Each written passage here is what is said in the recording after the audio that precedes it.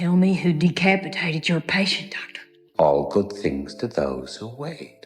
The Silence of the Lambs wasn't just a thriller. It was the film that made horror feel intelligent and unavoidable. But behind the glass walls and basement doors, the real terror was off-screen. Buffalo Bill was stitched together from 3 real serial killers. Jodie Foster couldn't speak to Hopkins because she was genuinely afraid. And in the end, even the Oscars couldn't look away. These are 20 weird facts about the Silence of the Lambs, and buried in the madness, a naked pose, a twisted masterpiece, and a secret link to Da Vinci. Lean closer. His whisper is where the fear begins. Number 1. He wasn't just fiction. Buffalo Bill was built from real American nightmares. Screenwriter Ted Talley and author Thomas Harris didn't invent his horror from thin air. They stitched it together from 3 actual monsters. The idea of skinning victims to become someone else? That came straight from Ed Gein, the killer who wore human flesh. Bill's charm and luring tactics, like pretending to need help with a couch, were lifted from Ted Bundy, who used similar tricks on his victims. And the basement dungeon? That terrifying prison where victims screamed beneath a normal suburban home?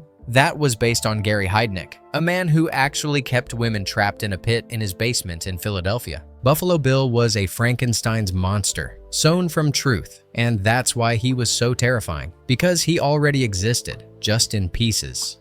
Dr. Lectar, my name is Clarice Starling. May I speak with you? You're one of Jack Crawford's, aren't you? I am, yes. May I see your credentials? Certainly. Closer, please. Closer.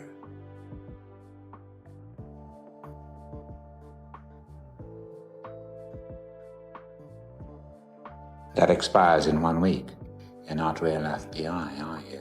Number 2. Before Clarice Starling ever stepped into the darkness, she stepped into the real Quantico. Jodie Foster didn't just study FBI manuals or watch crime documentaries. She trained directly with FBI agent Patricia Kirby, one of the Bureau's first women profilers. Kirby didn't just show her the walk. She taught her how to enter a room with her weapon drawn, how to scan for threats, how to stand in front of male agents without apologizing. She even reviewed lines in the script, correcting posture, vocabulary, and tone, making sure Clarice sounded like the real deal. Every moment on screen, the calm, the focus, the fear, was shaped by someone who'd lived it for real. Clarice Starling wasn't just a character, she was a mirror, held up to the women already doing the work. Number 3. Jodie Foster didn't just play a woman of conviction. She brought a personal, lived truth to the role. Years before filming began, Foster had survived a terrifying ordeal with a real-life stalker. The FBI stepped in, quietly, professionally, and their dedicated work left a profound and lasting impression on her. When she stepped into the role of Clarice Starling, this gratitude fueled her. It gave her an unshakable respect for the Bureau and a fierce commitment to portraying its agents truthfully. Instead of a confrontation, it was a collaboration. Her experience with the FBI deepened a shared vision with director Jonathan Demme and real-life FBI consultant Patricia Kirby to ensure Clarice was a hero grounded in real power, real intelligence, and the very real bravery Foster herself had witnessed firsthand.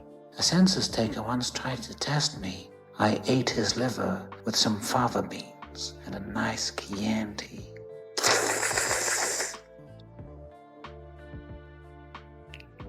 Number 4. No set, no soundstage, just a real house in Perryopolis, Pennsylvania, with a real basement. That infamous underground dungeon where Buffalo Bill held his victims wasn't a Hollywood construct. It was filmed in a real basement, chosen for its low ceilings, tight corners, and suffocating layout. The space was so cramped, the crew had to wedge lights into crawl spaces and push cameras against walls. Actors ducked pipes between takes, and that pit, where Catherine Martin screamed from the dark, was dug into the real floor. The result? A sense of claustrophobia you can't fake. The horror didn't feel staged because it wasn't. They didn't just film fear, they stood in it. Did you know her?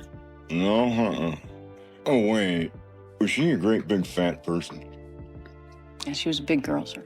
Number 5. She was ready for the role. She'd done the training, she'd studied real FBI agents, but nothing prepared Jodie Foster for the first time she sat across from Anthony Hopkins as Hannibal Lectar. It wasn't just acting, it was something else. Cold, calculated, primal. In that first encounter, the now iconic quid pro quo scene, Hopkins didn't blink. He barely moved. He delivered his lines with a whisper, laced with menace. Quid pro quo. I tell you things, you tell me things. And Foster? She wasn't acting afraid. She was afraid. When the cameras cut, she didn't walk over to say great job. She didn't joke around. She kept her distance all day. Not out of dislike, but because something about his performance disturbed her on a gut level. She later admitted, "I was genuinely scared of him. I avoided him as much as possible." It created an invisible tension on set, and the director didn't stop it because that unspoken fear, it fueled the movie. The unease between Clarice and Lecter wasn't scripted. It was alive, crawling beneath the surface of every exchange. And it worked. That simmering dread is what made their scenes legendary. Two characters locked in conversation, one terrified and one enjoying every second of it.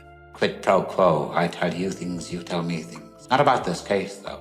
About yourself. What is your worst memory of childhood? Death of my father.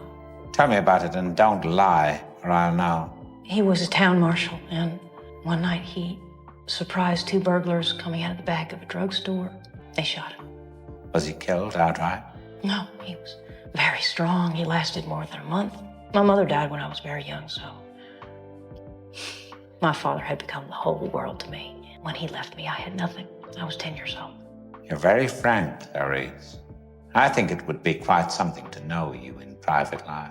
Number 6. You remember every word, every glance, every breathless moment behind that glass. But here's what most people forget. Anthony Hopkins is only on screen for 16 minutes. In a 2-hour film, the most unforgettable character appears for less than 10% of the runtime. And yet, he owns it. When Jonathan Demme cast Hopkins, it wasn't about screen time. It was about presence, the kind that seeps into your skin. Hopkins studied predators. He studied how stillness, not motion, creates unease. He rehearsed not with volume, but silence. Then, he walked into that role with 16 minutes to work with and changed the face of cinematic evil. No chase scenes, no gore, just conversation and control. He didn't shout. He invited you in. And you leaned forward, even when you wanted to look away. The Academy gave him the Oscar. Critics called it one of the most haunting performances in film history. 16 minutes. That's all it took. Because Hannibal Lectar doesn't need a full hour to terrify you. He just needs your undivided attention.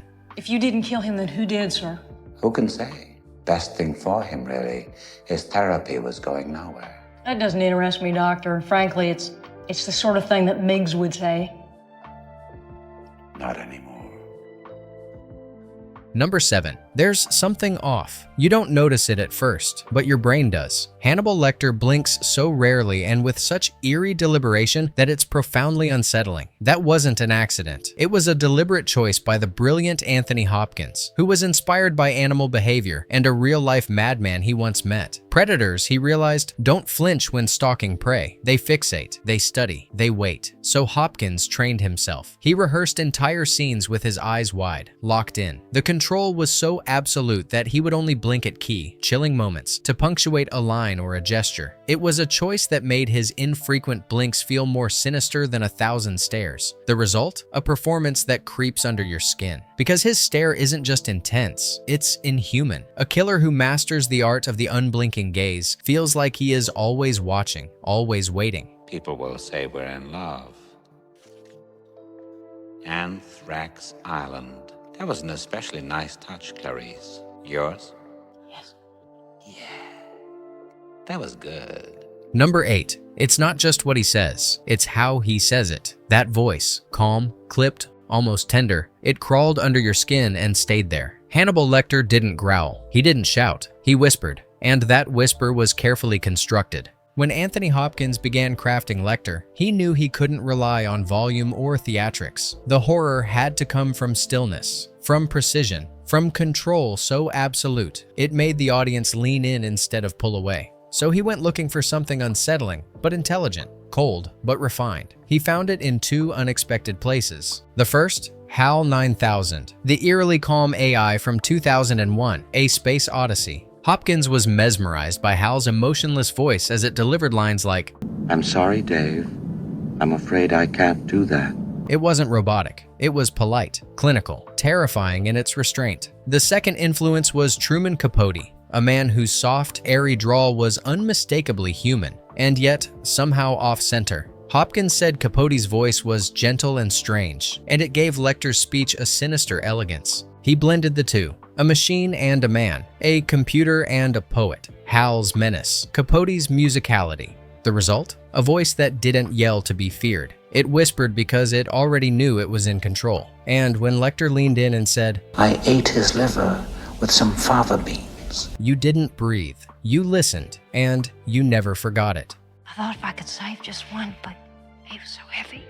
It was so heavy. I didn't get more than a few miles when the sheriff's car picked me up. Rancher was so angry, he sent me to live at the Lutheran orphanage. Postman. I never saw a ranch again. What became of your lamb, Clarice? They killed him. You still wake up sometimes, don't you? You wake up in the dark to hear the screaming of the lambs. Yes. And you think if you save poor Catherine, you could make them stop, don't you? You think if Catherine lives, you won't wake up in the dark ever again with that awful screaming of the lambs. I don't know. I don't know. Thank you, Clarice. Number 9. She fought for it, but no one wanted her. Jodie Foster had just won an Oscar for The Accused. She was proven, respected, and still, she wasn't the studio's first choice for Clarice Starling. That honor went to Michelle Pfeiffer. The studio chased her hard. Jonathan Demme wanted her. But when Pfeiffer read the script, she backed away. Too dark, too disturbing, too much. One by one, other actresses said no. Meg Ryan, Laura Dern, even Gina Davis was considered. All turned it down. But Foster, she wouldn't let go. She had read the novel. She knew who Clarice was, not just an FBI trainee, a woman pushing uphill in a world of power, silence, and fear. So she campaigned. She lobbied Demme. She fought for the part, even when it looked hopeless. Eventually, Demme gave in. And the moment she stepped into the role, it was over. She was Clarice. The fear in her eyes, the quiet strength in her voice, the way she stood her ground in front of a killer. It all came from the fight to be there. She didn't just play Clarice Starling, she earned her. You ever go out for cheeseburgers and beer? The amusing house wine? Are you hitting on me, Doctor? Yes. Number 10. Here's the twist no one saw coming. Before Silence was greenlit, Gene Hackman owned the rights. He didn't just want to star, he wanted to direct. His plan? To play FBI agent Jack Crawford and bring the novel to screen himself. But something shifted. At the 1989 Oscars, Hackman watched clips of his own performance in Mississippi Burning, a violent, brutal film. He winced. That darkness? He'd lived in it too long, and Silence of the Lambs was darker still, so he walked away. Sold the rights. Orion handed the directing job to Jonathan Demme, and history changed course. One man's exit became another's masterpiece. Number 11. The studio hated the name. The Silence of the Lambs felt weird, confusing, maybe even laughable. They wanted something safer, something clearer. But Jonathan Demme stood firm, and then Hopkins backed him up. Hopkins believed the title was the film. The phrase wasn't just poetic. It held the movie's soul, a child's trauma, a scream that never stopped, a metaphor for justice, grief, and the aching need to save the innocent. Change the title, and you lose the heartbeat. Thanks to Hopkins, they kept it. And those 5 words, they became a whisper that would echo for generations. What does he do, this man you see? He kills women. No, that is incidental. Number 12. The dream. The moment Clarice reveals why she became an agent. A child, a farm, lambs being slaughtered in the dark. That scene, the emotional core of the entire film, was nearly dropped. The studio called it too abstract. They didn't get it. But Demme and Foster knew. Without that confession, Clarice isn't real. She's just an agent on a case. With it, she's a survivor, running toward the screams, because she still hears them. The lambs made her, and almost never made it into the film. What did you see, Clarice? What did you see? Lambs. They were screaming. Number 13. The prop team had a problem. No real cocoon was big enough to be discovered inside a human throat, so they got creative. They melted Tootsie Rolls, molded gummy bears, and mixed in gelatin to craft a cocoon that looked disturbingly real, but was safe for the actor's mouth. Inside horror was candy. Sweet, sticky terror hidden in plain sight. It didn't just work. It became one of the film's most chilling moments. Proof that in great filmmaking, even sugar can carry a scream.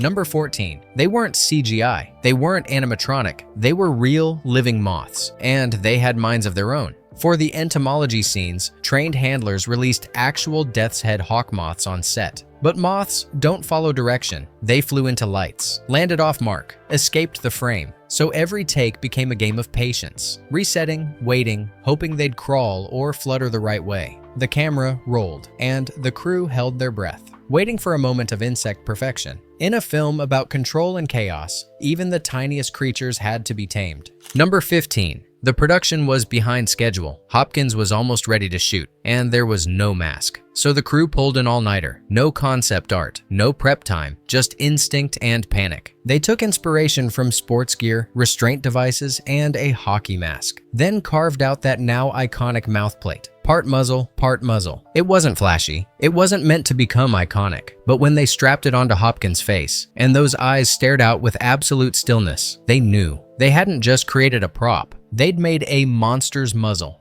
Tell me, Senator, did you nurse Catherine yourself? What?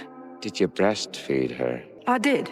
Toughened your didn't it? Oh, son of a... Amputate a man's leg and he can still feel it tickling. Tell me, Mom, when your little girl is on the slab, where will it tickle you? Take this thing back to Baltimore. Oh, and Senator, just one more thing. Love your suit.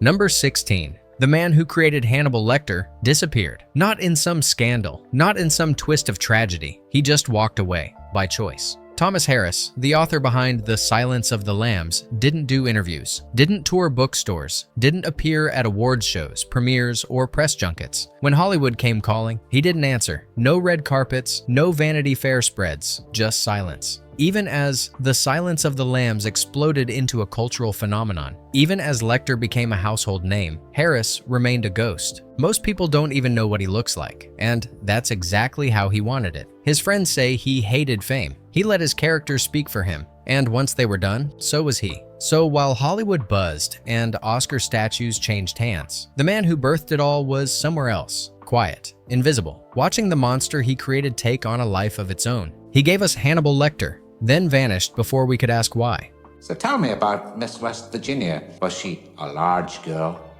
Yes, Big through the hips? Rummy? they all were.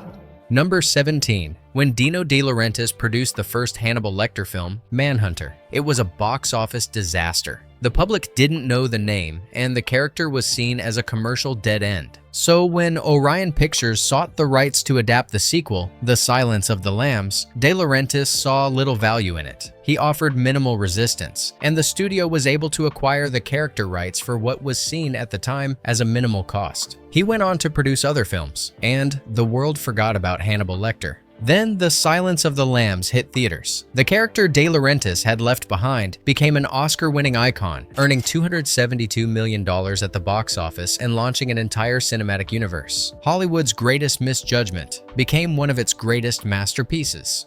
You're all right, Captain. Now, where is he? How should I know? Just get me out of here! You gotta be quiet. Now shut that dog up! Just get me out of here! I'm gonna get you out of there, but right now, you listen to me. I've gotta leave this room. I'll be right back. No!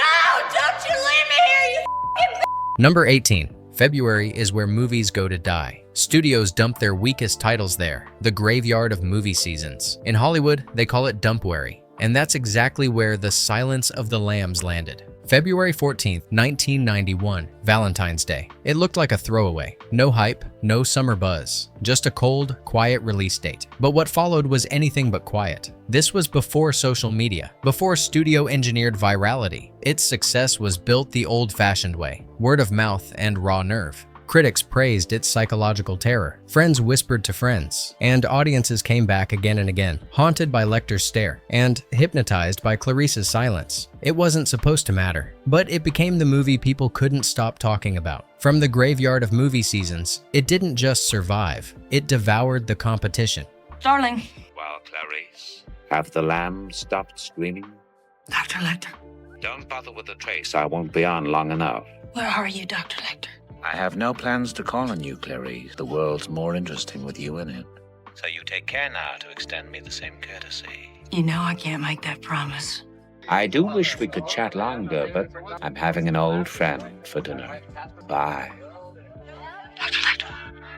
Number 19. Clarice Starling wasn't just a character, she became a role model. After The Silence of the Lambs premiered, something unexpected happened. FBI applications skyrocketed. Young women especially were inspired by Starling's strength, poise, and professionalism. She wasn't flashy. She wasn't armed to the teeth. She was smart, brave, quietly relentless. The film made evil unforgettable, but it also made heroism look real and attainable. Number 20. The Academy doesn't reward fear. Not jump scares, not serial killers, not cannibals whispering in the dark. But in 1992, the unthinkable happened. The Silence of the Lambs didn't just win Best Picture. It swept the Oscars. Best Picture, Best Director, Best Actor, Best Actress, Best Screenplay. The Big Five. A clean, brutal sweep, matched by only 2 other films in history. It happened one night, and One Flew Over the Cuckoo's Nest. But those weren't horror films. They weren't about skin suits and screaming lambs. Nobody expected a February thriller, released in the dead zone of Dumpuary, to even show up at the Oscars, let alone walk away with everything. Critics said it was too dark, too disturbing, too genre. But Lambs wasn't just horror. It was prestige wrapped in terror. It held up a mirror, not to monsters, but to the people who chased them.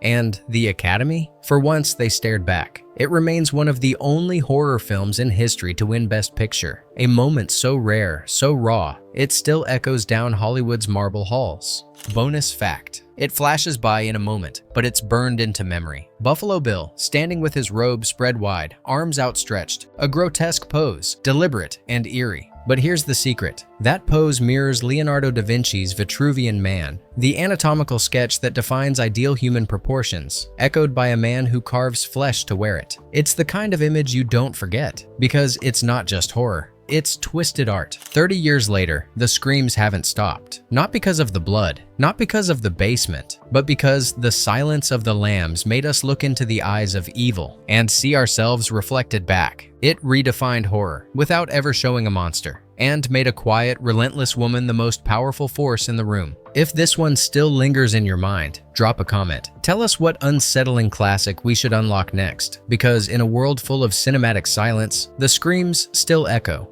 I've been in this room for 8 years now, Clarice, and I know they will never ever let me out while I'm alive.